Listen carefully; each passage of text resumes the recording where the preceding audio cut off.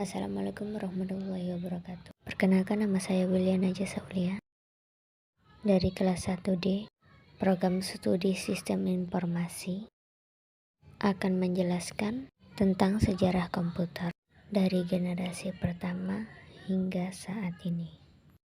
Sejarah komputer generasi pertama di tahun 1940 sampai tahun 1956. Perangkat komputer pertama dikembangkan untuk pesawat dan peluru kendali. Gagas oleh Konajuzi, seorang insinyur asal Jerman. Komputer generasi pertama menggunakan tabung hampa udara sebagai sirkuit magnetik.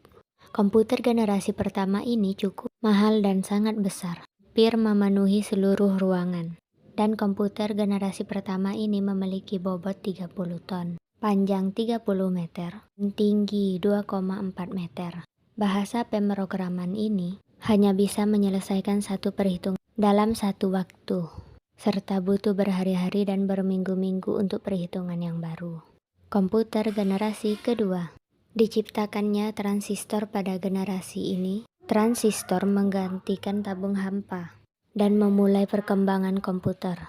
Dan transistor jauh lebih mengungguli tabung hampa dan memungkinkan komputer lebih efektif dari sebelumnya.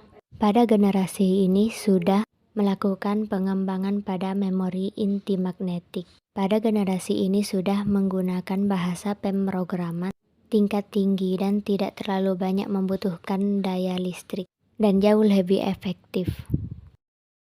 Komputer generasi ketiga. Pengembangan integrasi sirkuit menjadi penanda pada generasi ini. Dalam pemakaian komputer generasi kedua, transistor membuat komputer jauh lebih panas. Kemudian pada tahun 1958, Jack Billy menciptakan Integrated Circuit Chip atau IC, kepingan kecil yang mampu menampung segala komponen menjadi satu.